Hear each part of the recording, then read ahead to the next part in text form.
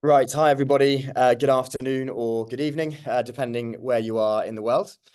It's a great pleasure to host this webinar today on behalf of Aayan Real Estate in Kuwait, who have coordinated the whole thing. So we've got a great webinar ahead.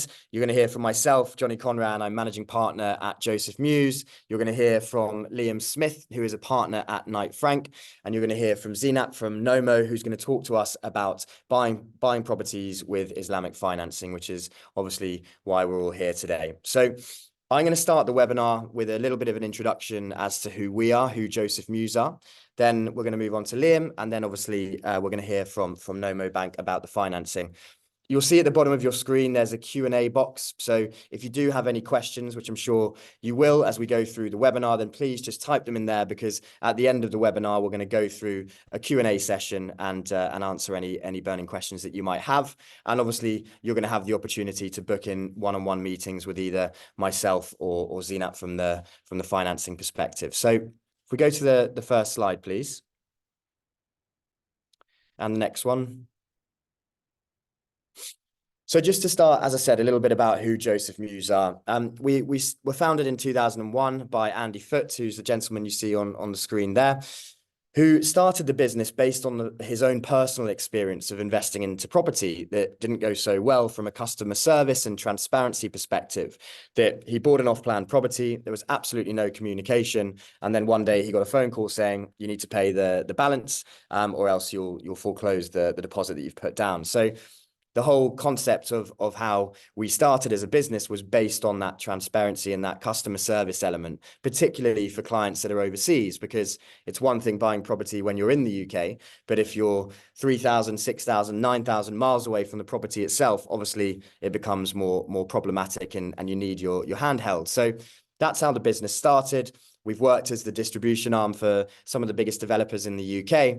And Joseph Mews, the Joseph Mews Property Group, has been rebranded as a collaboration with different developers. So rather than just working with one developer, our approach is consultative, that we choose the best partners and the best projects around the UK that we know are going to make sure investments for our investors that we can rely on, with all the due diligence done for you. So we go to the next slide. A lot of the time we're asked why we're called Joseph Mews, which is a fair question. For those of you that don't know what a Mews house is, it's a type of building that is specific to the UK. And one of our head offices in the UK, in Birmingham, is a Mews house that you saw on the previous photo. The reason it's called Joseph Mews, Andy, the gentleman, Andy Foote, he is, as I say, been a part of starting many successful businesses around the world. But his biggest success is what you'll see on the screen there. It's the brain tumor charity. It's the largest brain tumor charity in the world. It was started by Andy in memory of his son, Joseph, who very, very sadly passed away from a brain tumor at age 9.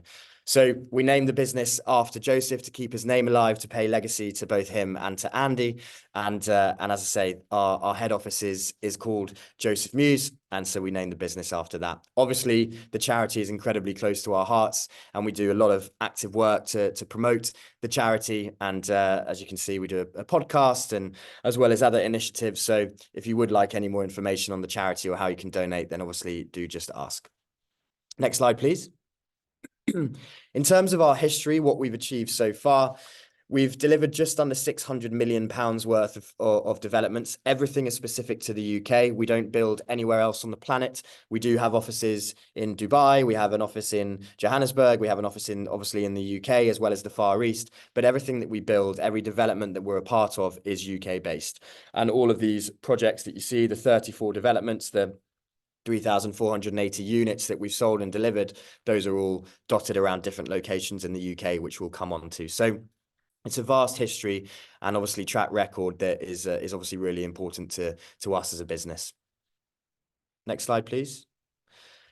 So when we come on to talking about partners and developers, as I said, when you are based 3,000 miles away, you want to make sure that you're dealing with people that you can trust, especially when you're buying off plan, property that isn't built yet. You want to know that the property is going to be built, and it's going to be built to the standards that you're signing up for. And that's really important. And although the UK is considered a safe and secure market, there are obviously still horror stories of developers that don't have the funding, or they don't build to the right standards, or they don't build to the quality that they've said they're going to. So our job as a business is purely based on finding the best developments and working with the best partners.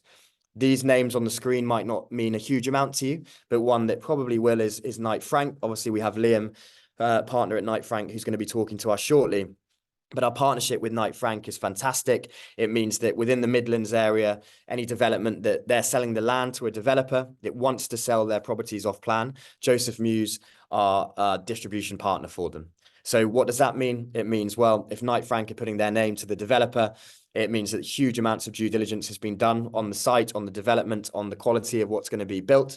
So you can rest assured that you have that partner, but also from a PR and exposure perspective, it's great. Obviously, Knight Frank, one of the most respected, if not the most respected consultancy globally.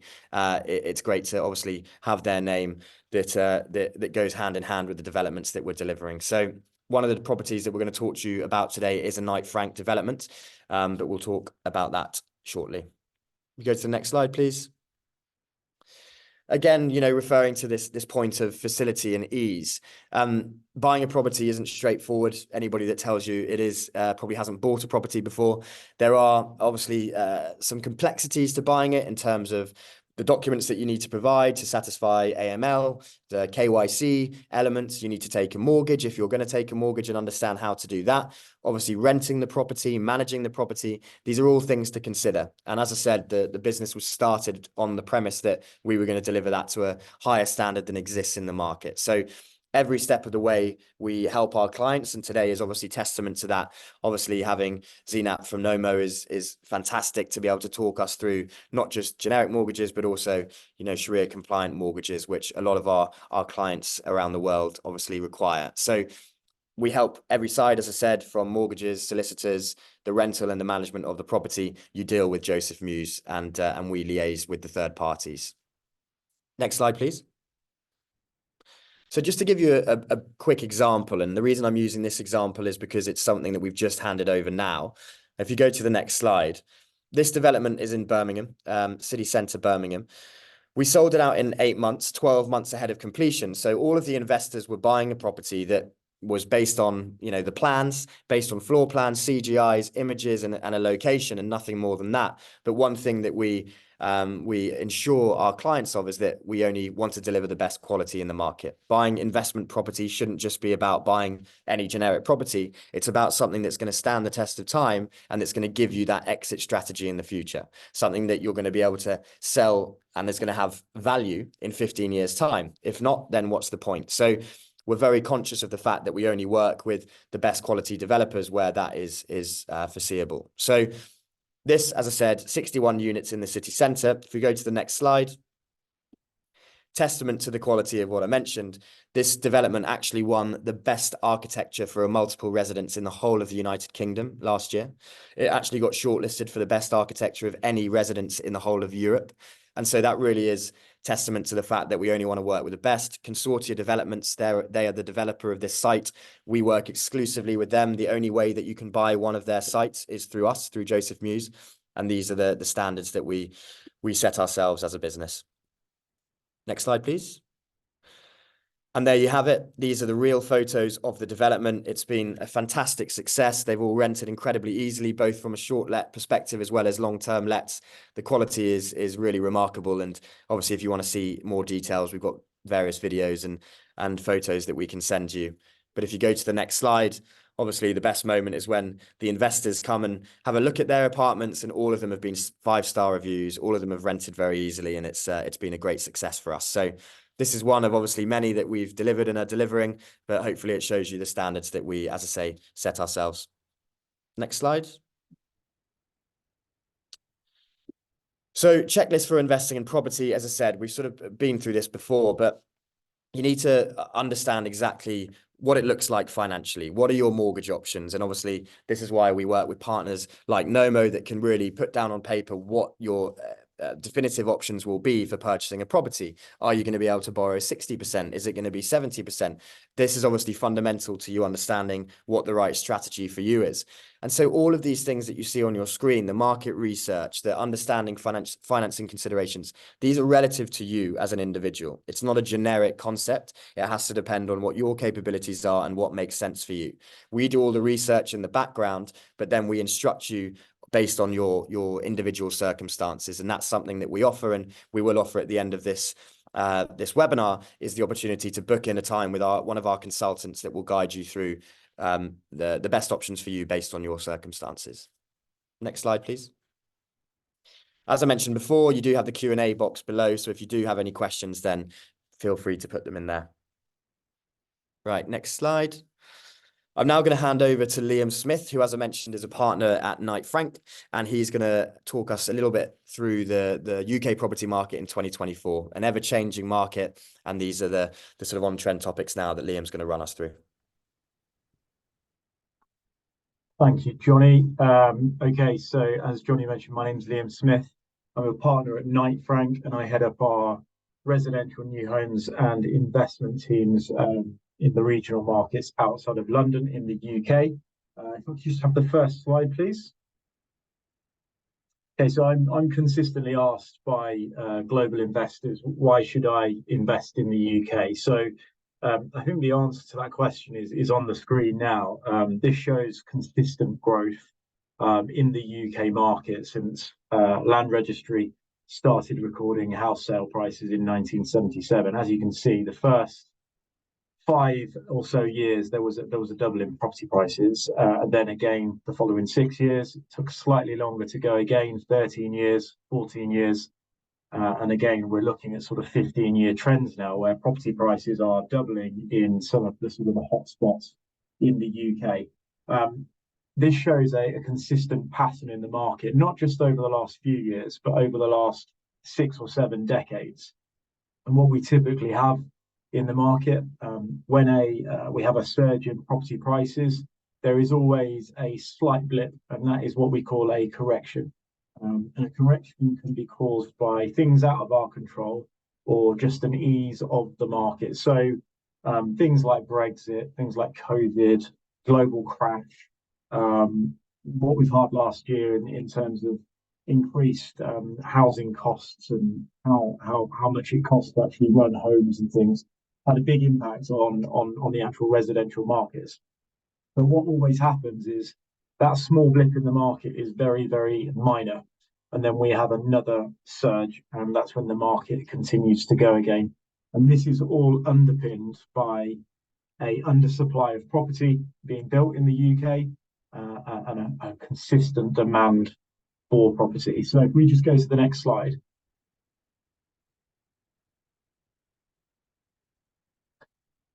Okay, so this kind of gives you a bit of an idea of what we've had to deal with in the last 5 years, and it just shows how robust the property market is here. So we've had the EU referendum, we've had a general election, which gives obviously political uncertainty. We've had Brexit, we've had COVID-19, and last year we've got the cost of living crisis. And I think a lot of countries around the globe have also been dealing with similar sorts of things with regards to political uncertainty, the pandemic, and obviously cost of living crisis, energy crisis and things. The UK property market has been exceptionally robust during those times. Now, the only real decline in property transactions was when the UK went into a lockdown for almost 9 months, where it was physically impossible for no one to actually buy property because they weren't allowed out of their homes to go and view properties. Now, what quickly happened, as soon as those lockdown restrictions were lifted, the property market surged and actually went up by 19% over a 12-month period. Now, during COVID and during Brexit and an EU referendum and a general election, we're constantly asked, but what if? What if the market tumbles? What if Armageddon comes and house prices just completely fall off a cliff? Well, industry professionals like myself and Johnny and other members on the call, we know that actually what happened is there'll be a slowdown in the market and then there'll be a surge again. And we're confident in that because we've experienced it and we've seen the patterns over the last 30, 40, 50 years. This will never change unless the UK build 350,000 new homes year on year for the next 10 years. They will not meet their housing targets. That is a consistent underperformance in house developers in the UK meeting the UK government housing target. And that is what is underpinning the market, and that is what's driving the market forward. So this shows you how robust the UK property market is, which makes it obviously very, very appealing for overseas investors, whereas property trends in their own countries or certain regions in the world don't offer that same security, and certainly is not as volatile as other investment assets like the stocks and shares markets. Property gives you an opportunity to buy something tangible, bricks and mortar, and the UK is very much a safe haven for that. Go to the next slide. Okay, so what we like to do at Knight Frank is be very realistic, and we are called upon year on year to give our expectations on the housing markets. And JLL, Savills, Knight Frank, CBRE, some of the well-respected consultancies across the world will always make their projections and research. We always kind of err on the side of caution when we're making our predictions. And we have actually revised our predictions for the next 3, 4, or 5 years. And that was on the basis that the last year or 18 months has actually been quite a challenging market. The level of transactions has eased slightly, and we're probably in that sort of slight correction mode. We're coming out of that now, and what we believe is another surge in time for another house pricing boost. And the reason for that is because the level of transactions last year and the 6 months before last year, so 18 months, has almost halved. So there's been a build-up of people wanting to transact, buy new homes, move home, and also invest in homes. But they've been waiting for the inflation levels and the Bank of England base rates to ease to make it more affordable, or to have a little bit more confidence in the market. Now, we had a consistent, I think it was 18 months worth of increase of the Bank of England base rate. So no one really knew where that would end. So it makes it very, very difficult for first-time buyers or home movers to understand how much their mortgage rates are going to be in a year or two's time. So people are very cautious when they're buying a property, and that's why transactions halved last year. Now, the good thing in the UK is that inflation levels have been eased. The Bank of England's base rates have done their job, and inflation costs are coming down to the level that they need to be before the Bank of England start to decrease the Bank of England base rate. But what we are now, we haven't had any increases for a number of months. So there's a lot more confidence in the market. So that's us coming back in with our predicted price growth of about 20.5% over the next 5 years. We felt that there wasn't probably going to be much change in the market this year, but we actually think there's probably going to be a 3% growth in 2024 now. And that's all to do with the fact that there's a lot more confidence in the market. Nationwide released their housing figures that the prices on average went up by 1% in the UK in January alone this year. So it's already looking quite positive. We have got things like a continued cost of living crisis, which is obviously easing slightly. We do have a general election coming up this year. But what's happened when there's been general elections before? Nothing really to the housing market. There's a slight slowdown whilst there's some uncertainty in the media and all those sorts of things. And then property prices just continue to go the way they are now. So it's very, very good news for anyone that's looking at buy-to-let investment. Now is a good time to be buying because property prices sort of stabilized over the last 18 months. So they haven't consistently been going up. So it's still affordable. And you can now benefit from the growth of the next 5 to 10 years. If we just go to the next slide, please. Okay, so this is obviously very, very important if you are potentially looking at a buy-to-let investment in the UK. There isn't enough property to live in the UK, so not just buy, but actually to rent in as well. And we're now in what we call generation yet rent in the UK. So years gone by, sort of 10, 15 years ago, the trends were that you were almost encouraged to buy your home as soon as possible, get on the housing ladder, and save as much as you can to do that. We're in a generation now where first-time buyers actually they rent till they're 36 years of age. So the new average age for a first-time buyer is 36. So if you're graduating or leaving home at 20, 21, you're realistically going to be renting for 15 years minimum. Okay, that is the average. It's a fact. Now, the UK has one of the youngest average populations in the whole world, and we have 21 to 35-year-olds pretty much all renting homes. That is an ingredient for an exceptionally buoyant rental market. And Rightmove released an article last year saying that the average home has got 25 tenants wanting to view.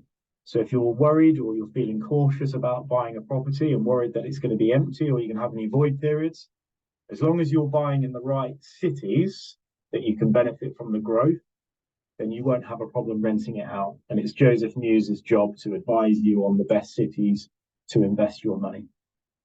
Next slide, please. Okay, so where's the UK property market headed? Well, obviously, I kind of touched upon that slightly. We've already seen a stabilization in house prices. In fact, there wasn't really many regions in the whole of the UK that actually declined in terms of negative price point over the last 18 months. In certain parts of London had a small decline, but the rest of the UK was fairly positive and was fairly consistent across the board. Places like Birmingham and Manchester also did actually experience some slight gains in their property prices, despite the challenging markets. I've explained that we've revised our predictions, and we believe there's a 20% property uplift on average across the UK over the next 5 or so years. Again, cities like Birmingham are expected to increase slightly more than that. The Bank of England's base rate is predicted to come down at some point, whether that be this year or early next year. The signs in the market were that there was potentially 2 drops this year, which may or may not happen depending on the general election. And then obviously how that impacts on mortgage rates. Well, what we've already seen this year is that a lot of lenders are trying to be as competitive as possible, and they're actually lending considerably under the Bank of England's base rate. So I believe you can get a 5-year residential mortgage if you're buying your own home at less than 4% over a 5-year fixed period. Now that is considerably lower than the Bank of England base rate. So mortgage lenders are back in the market. They're really, they have a great appetite to lend money. They need to hit their targets as well. And we feel that the mortgage rates will consistently be fairly positive throughout the year. And we've touched upon past growth. If we go on trends and what's happened over the last 40, 50, 60 years, we're just going to see another upsurge in property prices. And therefore, my 2024 expectations are quite positive. I think that's it from me. I think we've got a question for people to answer. Yeah. So I'm sure you've got your own opinions on the future of the UK property market. I've just given you very much sort of facts and figures there, but please let us know what you feel, where the market is heading. Give us a bit of an idea of what people's opinions are. But I think that is it for me. I think we're going on to NOMO next.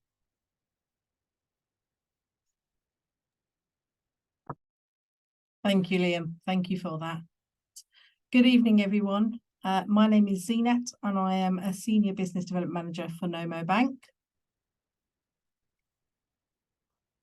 And I would like to talk through how to invest in the UK property using Islamic finance.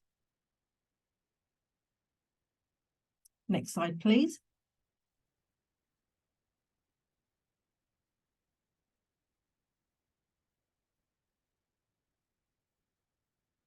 Firstly, I would like to start by giving you an intro into NOMO Bank. So we launched in 2021. We are an internationally digitally native Sharia-compliant bank. And our aim is at NOMO is to be able to help mass affluent and affluent clients across the GCC with their everyday banking needs. That includes current accounts, property finance, and wealth management. NOMO Bank is a trading style of Bank of London and Middle East, which was started and established in 2006. And they also offer Islamic banking offering, as well as wealth management solutions, real estate and saving products. And they are authorised and regulated by the FCA and the PRA in the UK.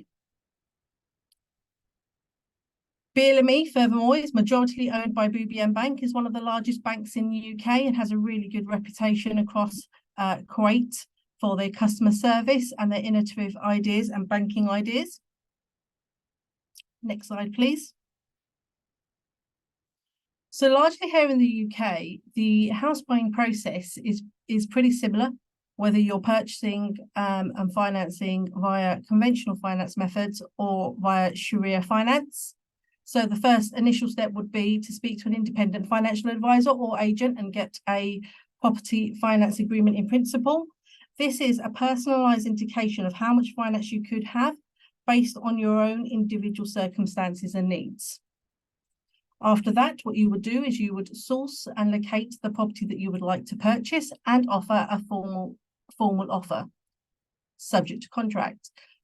Once your formal offer is accepted, you would then make the official application for property finance and decide on the type of survey you want, and look to seek and instruct a solicitor and pay for any conveyancing and searches to start. At this point, the bank would obviously undertake a full credit underwriting view upon yourself. So you would be required to submit things like documents, bank statements, pay slips, accounts, in order for them to make an assessment on your affordability and your circumstances. And the valuation will give you an indication if any works would need to be done before the property is finalised. Once that's all been finalised, you'll then need to book in with your solicitor, because the offer would be released to your legal solicitor in order for you to exchange contracts and pay any deposits. Once you've exchanged contracts, you're now fully committed to buying the property, and you'd need to make sure that you have insurance cover to cover the building's insurance if this isn't present. And you would also need to agree a completion date with your solicitor to plan the move. Once completion date comes around, the idea is the funds are released and you get the keys to your new property. So whether it's Sharia finance or whether it's conventional finance, the steps to buying a property here in the UK are pretty similar. Next slide, please. Now, over the years, the UK buy-to-let market trends, so this is a fast-growing area. So, for example, in 2022, we have seen the buy-to-let mortgage property finance advance were valued at more than 41.8 billion, and that roughly doubled in size in comparison to 2013. Over the last 4 years, the amount of buy-to-let property finance increased as well, from 16.1 billion in 2012 to 40.1 billion in 2016. Indications show as well that from 2023 onwards, buy-to-let property finance are expected to rise in value from where they stand at 43.5 billion to almost 69 billion by 2032. So it shows that this area is fast growing and that consumer confidence is growing within this marketplace. Next slide, please.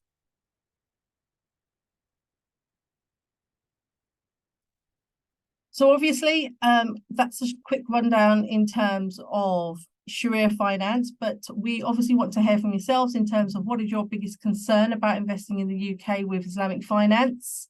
So please do let us know. Is it the fact that it's finding a Sharia-compliant lender, understanding the different Islamic finance options, any upfront costs and fees involved, or the ongoing management of the property?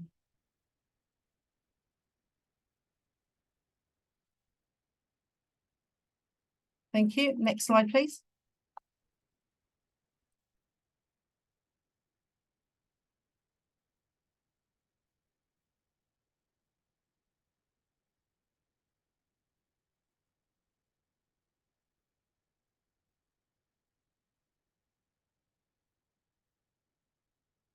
Whilst I've explained largely the process in terms of purchasing property with Islamic finance, I would like to explain a bit more about the principles of Islamic banking. So NOMO Property Finance adheres to the principles of Islamic banking and uses commodity murabaha to facilitate the property finance. Now, commodity murabaha involves NOMO facilitating a sale of a metal commodity to the customer for the amount equal to the finance amount and the bank profit rate. And then this amount is then repaid on a deferred basis over a profit-only basis for buy-to-let cases and an amortizing for residential cases. Ultimately, the customer will take ownership of the metal commodity and consequently sell to a third party, but NOMO will take care of this on their behalf. The customer, therefore, will be on the title deeds to show their ownership of the property, and the bank will take a charge over the property until such a time the finance has been paid back by the client, and then the bank will release their charge. Next slide, please. Because we are a Sharia finance bank, we need to make sure that we adhere to Sharia principles. So there also is a difference in the way that our terminology works in comparison to conventional finance.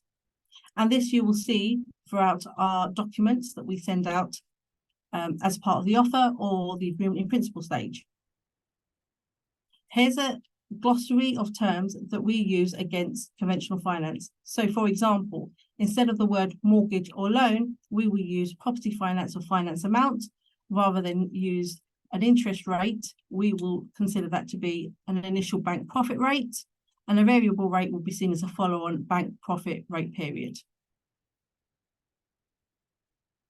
Next slide, please.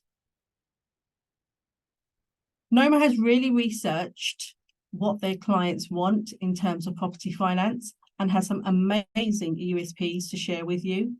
So in terms of our USPs and in terms of what we offer clients, so we offer property finance to expats or foreign nationals from either Kuwait, UAE, KSA, Qatar, Bahrain. We offer finance based on sole or joint purposes. We allow finance for purchase or refinance of their existing finance.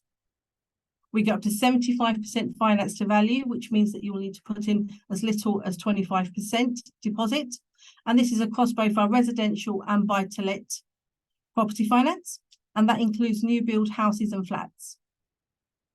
We will consider first-time buyers, first-time landlords.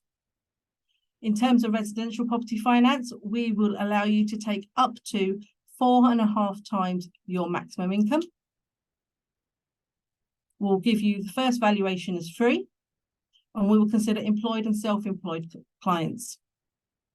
You also don't need to have a UK credit footprint in order to apply for NOMO property finance, and we will open a NOMO bank account, which will give you a UK account number and sort code as part of the process. Next slide, please. So please, if you are interested in financing your property or learning more, then please do remember NOMO Bank, and we'll be happy to take any questions or queries, and obviously be able to set up any calls that we would need with you in order to be able to talk you through the process. Thank you.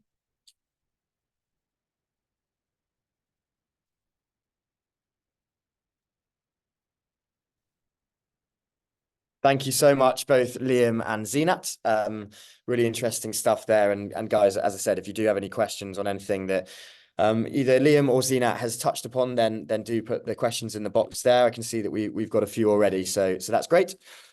Just lastly, before we come on to the Q&A, we're going to talk a little bit about locations. Obviously, part of our job, as Liam mentioned earlier at Joseph Mews, is to find the best spots and where you should be looking at and what our decision-making sort of process is on that basis. So if we go to the next slide.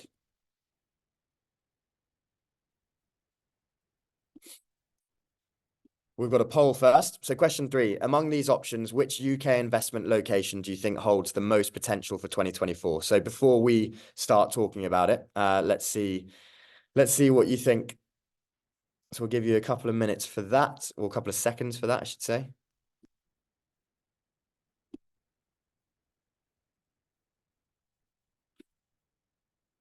Okay, should we go to the next slide? Right, so we've got Manchester, Birmingham, Manchester 1, Birmingham 2, and London and Leeds joint third. Okay, interesting. Well, it's relevant, I guess, to what we're going to come on to now, to two of those locations obviously we're going to be talking about. So if we go to the next slide. Look, obviously the research that you do when you're making these decisions, and obviously from us, from the sort of, you know, the ground up, making those decisions of where we want to be a part of developments. Obviously, the natural things that you look at are connectivity. How well connected is it to London, to other cities, to jobs, to demand, I should say. What's the future looking like? Is there institutional investment into these locations? Regeneration obviously fits into that as well. Jobs, obviously people need to rent the apartments and want to buy the apartments, and for that you need jobs and you need demand. And so where are the jobs moving? Where is that movement happening predominantly in the UK? And obviously that falls in line with the rent supply and demand. As Leah mentioned earlier, we are in a real trouble in the UK at the moment with not having enough property. You know, it's great for an investment perspective because, you know, we're going to be 600,000 homes short. Obviously, that means that the BBC was saying the other day, there's 25 people viewing one apartment at the moment, which is crazy. That's why rental values have gone up so much, and that's why there's always such demand. And one thing that you don't get in the UK is void periods. Properties are rented consistently, which is obviously of paramount importance, particularly when you're taking financing, because you want that rent to obviously cover your mortgage, which is something that consistently happens. If we go to the next slide. So if we look at this, where are the 5-year predictions sort of standing? And we look at, you know, two that you mentioned there, Manchester and Birmingham. These two are the highest that you'll see. Manchester 19.3, Birmingham just behind 19.2. You know, these are the markets that are performing really well. And obviously these are where we make our decisions. Why are they performing well? You know, strong regeneration in Birmingham, the HS2 line, which is obviously coming in at the end of this decade, a growing population.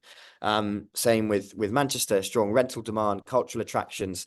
You've obviously got a lot of hype around that city from a popular culture perspective. So these are where we make our choices based on the projections to the future, the capital values, and obviously the rental yields. You need a high enough yield that you're going to be able to offset your debt, aka obviously when you're taking a mortgage. So if we go to the next slide, this will indicate in London. And one of the questions that I can see in the Q&A box is asking about, do we build in zone 2 and zone 3 of London? We'll know, and this is why. If we were looking at building properties from an end user perspective and something that you're going to use yourself, yeah, it obviously makes sense. London is an incredible place to live. But in terms of investment and from what we look at for our clients, it doesn't stack up. The average rental yield, 3.82%. You know, when you're looking more centrally, like zone 2 and zone 3, it's going to be lower than that. 3.82 is generic for Greater London. And the 5-year price prediction is strong, but not as strong as other areas. And your average property price is pretty much triple what you're paying in the second and third cities. So when you're looking at it from an investment perspective, it doesn't add up as well. You don't have enough income from a rental yield perspective to pay off your debt. And obviously the capital values are a lot higher. So it would make more sense to buy 2 properties, one in Manchester, one in Birmingham, than buying one in London and getting a lower return. So these are why we make our decisions. And to answer your question, Faisal, that's why we don't build in London. Next slide, please.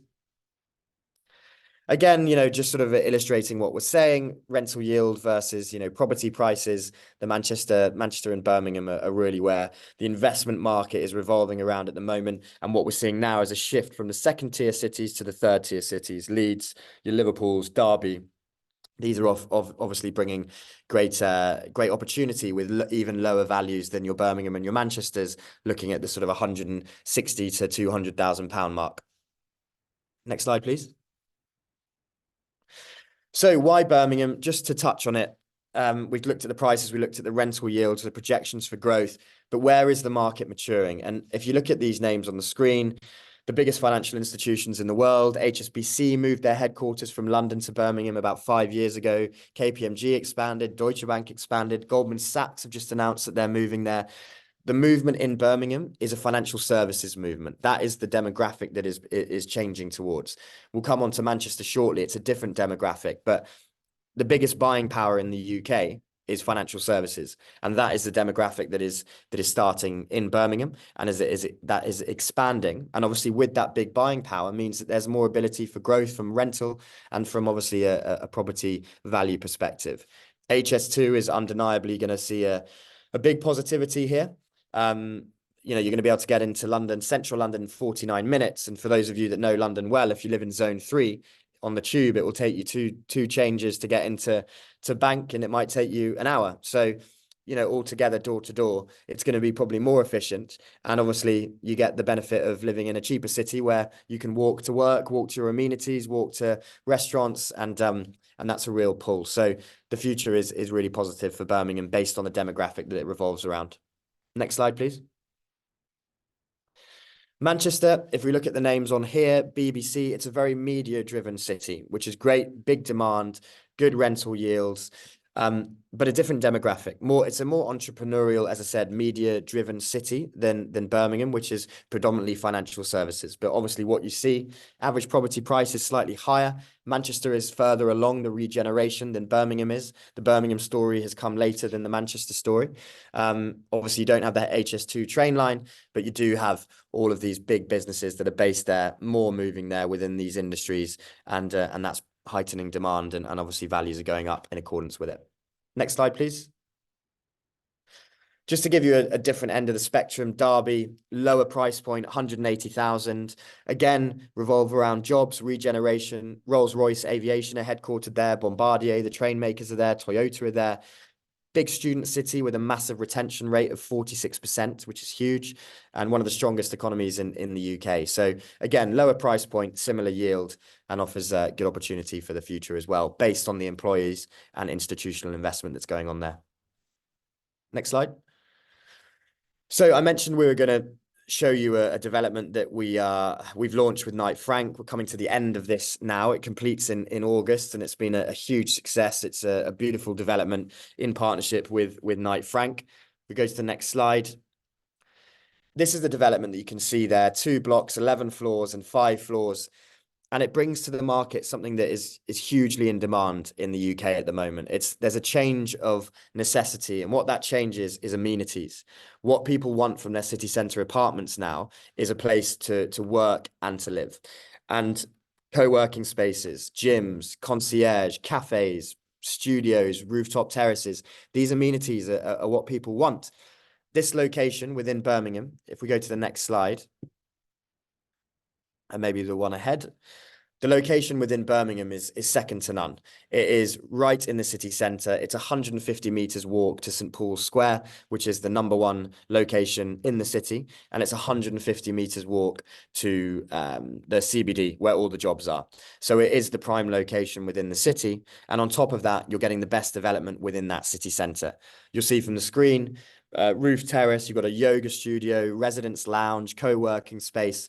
It's really going to be a community within itself, and that doesn't exist in the city centre right now. This is going to be one of a kind, and obviously to the highest quality. It's a Knight Frank and Henry Boot are the developer, who are multi-award winning and known for the quality of what they deliver. So it's a really exciting development, the best I've worked on in Birmingham in 10 years. So yeah, it's been a pleasure to be able to offer this, and we know that it's going to be a great investment for our clients. Next slide, please. So we're now going to go on to the Q&A session, and I would like to invite Zina and also Liam back on, because we'll get your professional insights into some of these questions that we've got. And obviously, as we're doing them, if you do want to ask more, then the Q&A box is still open. But I think I answered Faisal's answer about London, and from an investment perspective, why we're not focusing there. When we look at these other questions, a lot of them are revolving around financing. So Zina, a couple of the questions that we have, one of them regarding NOMO lending at 4.5 times max income, is that set to basic salary or your package salary? So we take the basic salary, but we're also allowed to take certain allowances. So we will take in housing allowance, we will take in car allowance, we will take in town allowance.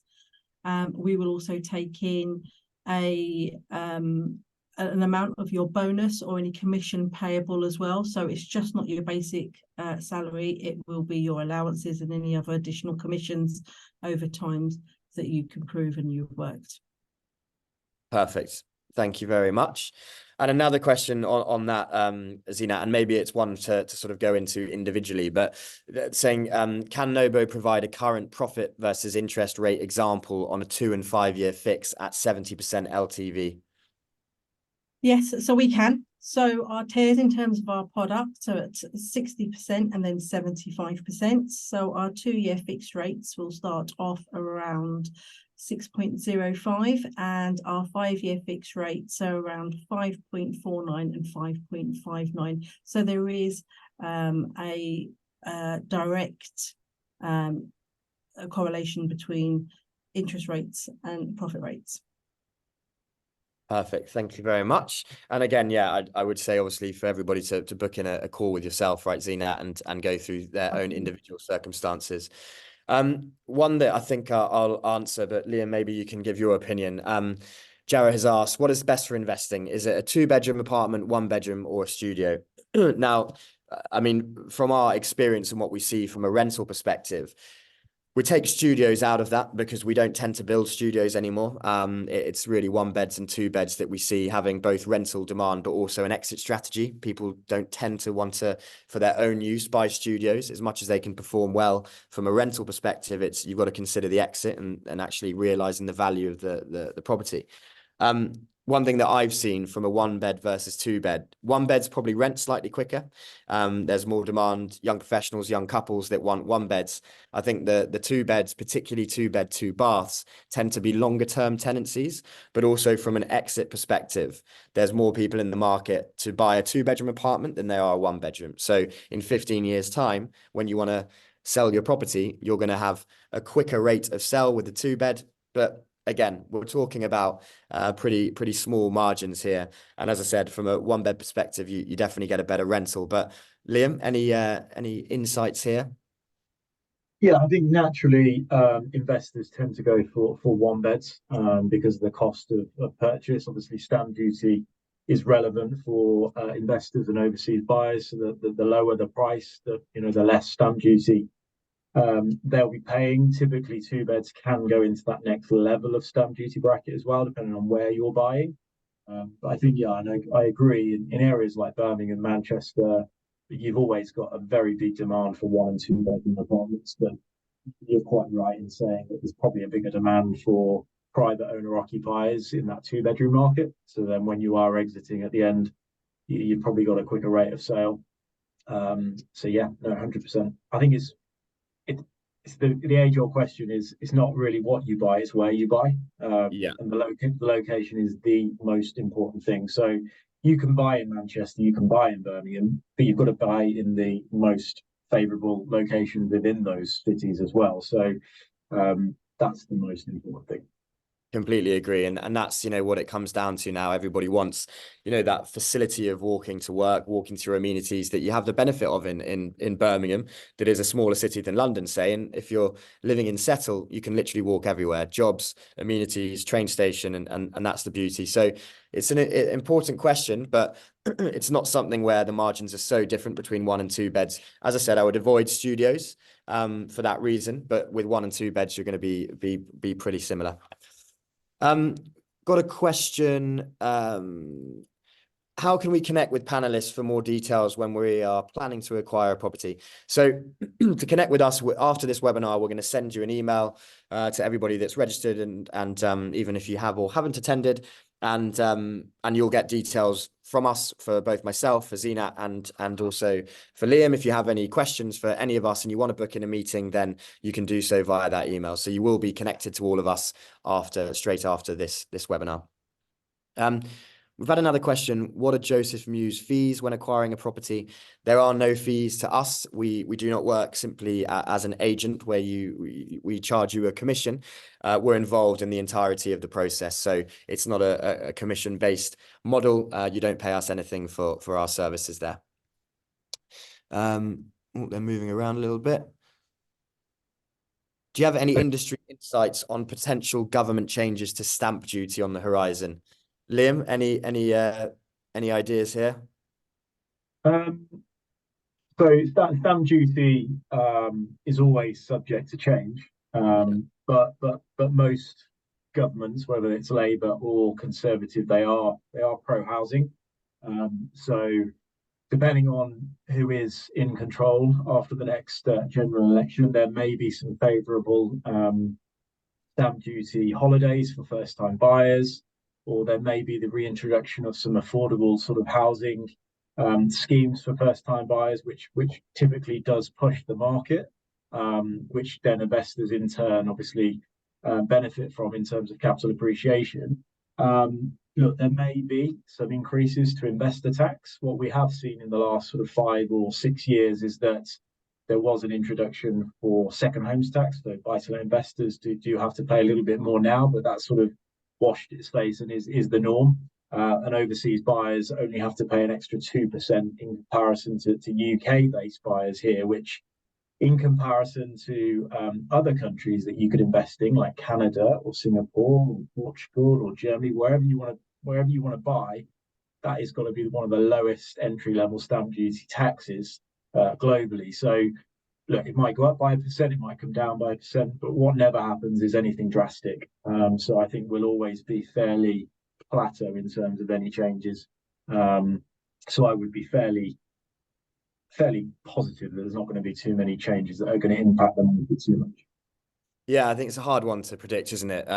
Based on previous experience, and it can be quite unpredictable. But as you say, they need to be pro housing because we're in such a huge deficit that there isn't really an alternative there. You can't switch off the tap, as it were.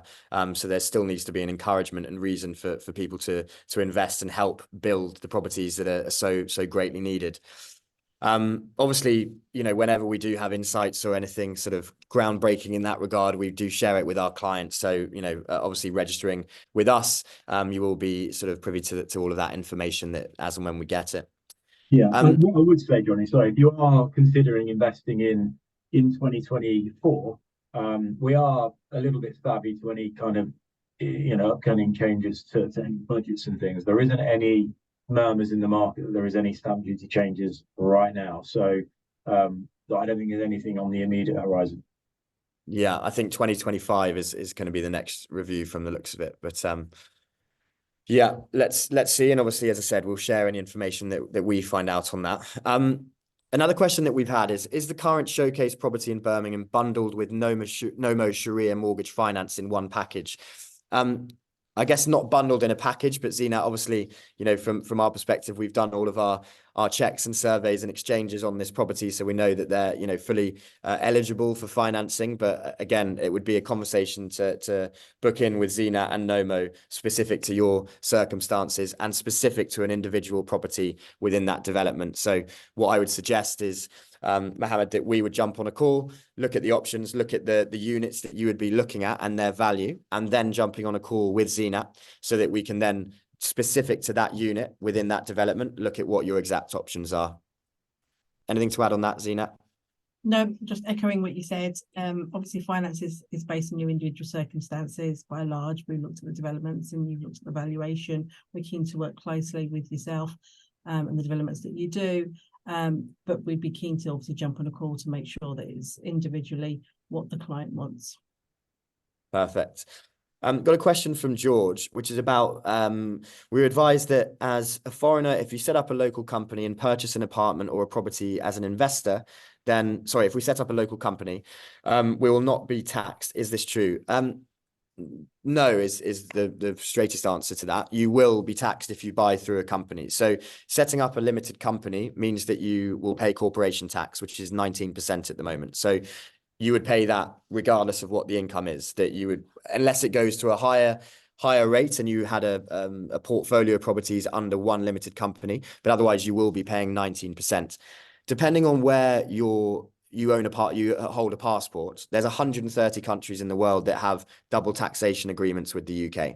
So the likelihood is that you'll have one of those passports. And what that means that if you bought in your personal name, then you have tax-free income of £12,540.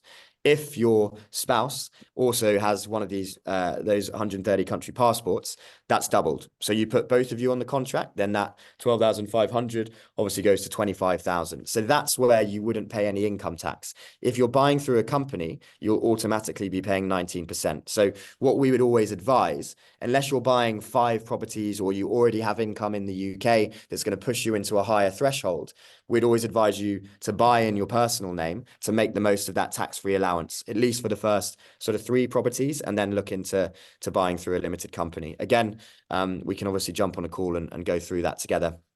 Zeenat, just on that, buying through a limited company, does that change things drastically with you guys? So for NOMO, we only offer finance in personal name, so we don't offer it through a limited company. So yes, that would change things with us. Okay, perfect. Good to know. And Faisal has also asked, how many years is the maximum mortgage with NOMO? So if you were purchasing a buy-to-let, we would go for a term of either 5 or 10 years. If it's a residential, we could look at a term of maximum 25 years, depending on retirement age. Okay, so 25 years maximum, dependent on retirement age. Great. Again, for residential buying, what is the interest rate and percentage of the stamp duty? So the interest rate, Zena, obviously you mentioned earlier, depending on what fix and what options you're looking at, ranging from around 5.5 up to 6%. That's right at the moment. And then obviously from a stamp duty perspective, again, it depends what value of property you're looking at. So it's not a sort of a set percentage. It's kind of a slope rating based on the individual property. You'd be looking at roughly around 5%, depending on which unit you're looking at. If we're talking about settle, you agree with that, Liam? Yeah. There's obviously different price points in terms of where it jumps slightly, but yeah, 5% on around about a 250, for example. Yeah, 5% is a rough estimate. You can go onto the HMRC website, just Google HMRC stamp duty calculator, and you can work it out within minutes. That's what I'd recommend. Well, I think Knight Frank, you guys have a pretty good one, don't you? Knight Frank stamp duty calculator, that you should be promoting that one, Liam. Yeah. But yeah, it's pretty straightforward. We provide cash flows, by the way, to all of our clients. So once you've had a chat with Zeenat and you've said, right, this is the 2-bed that I like, as an example, it's £375,000. Zeenat's told you, right, these are options. It's 5.59%. We're going to use a 25-year mortgage as an example. We plug that into a cash flow relevant to your circumstances, what your interest rate is, the exact unit, all of the costs that are illustrated with that. And then that will give you a 15-year projection on what it looks like. So these are really useful tools. And once you've, as I said, got your specifics on which property you're looking at, you've spoken to Zeenat, it's a great exercise to go through to look at your cash flow from there. And that obviously will have the specific exact stamp duty that you'll be paying on completion.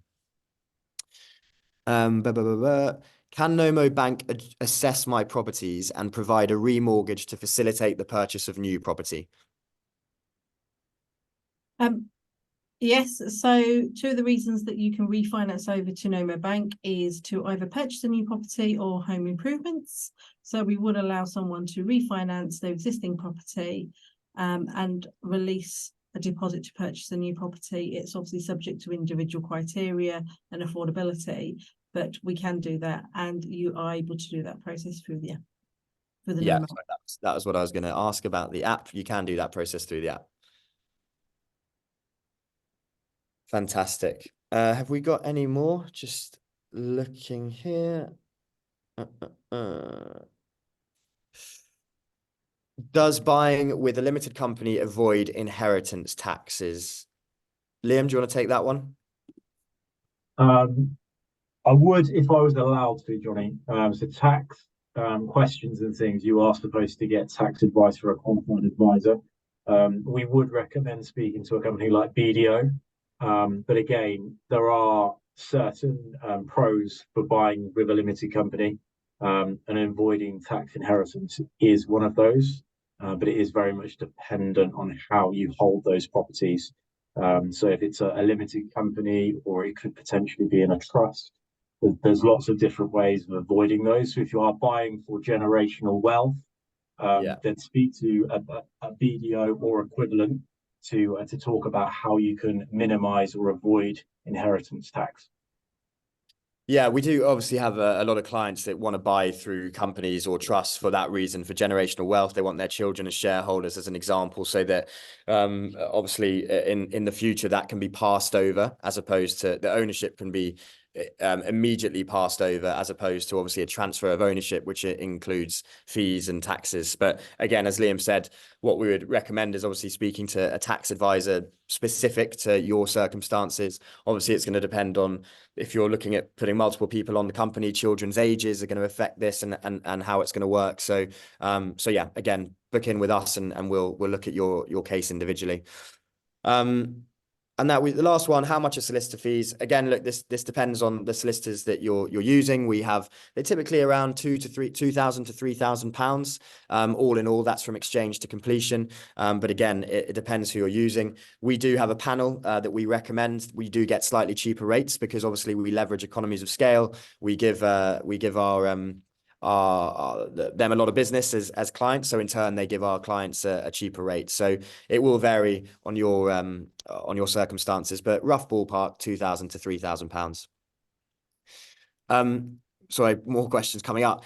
Zinat, just one for you. Does Islamic lending allow for overpayments through the fixed period? So as it's a commodity murabaha, we need to make sure with ERCs that we don't charge any ERCs. However, if a client decides within a fixed rate period to pay their finance earlier, we would expect to be paid back the remaining profit over the term remaining. Okay, perfect. That's very helpful. And guys, obviously, remember that obviously Aayan Real Estate have been kind enough to coordinate this. They can answer any of these questions as well, specific to obviously the region in particular. They're based in Kuwait. So you're obviously going to have all of their details as well as mine, as well as Zinat. So those will all be sent to you shortly. And as I say, you can book in a call with one of us, with all of us, and we can go through these individual circumstances. But we've hit just over the hour mark. So yeah, I think we'll wrap it up there. But just want to say, firstly, a massive thank you to Aayan Real Estate for helping us organize this. They've been great partners of ours. And yeah, it's great to be able to facilitate these kind of webinars to give, thought leadership and advice in the market.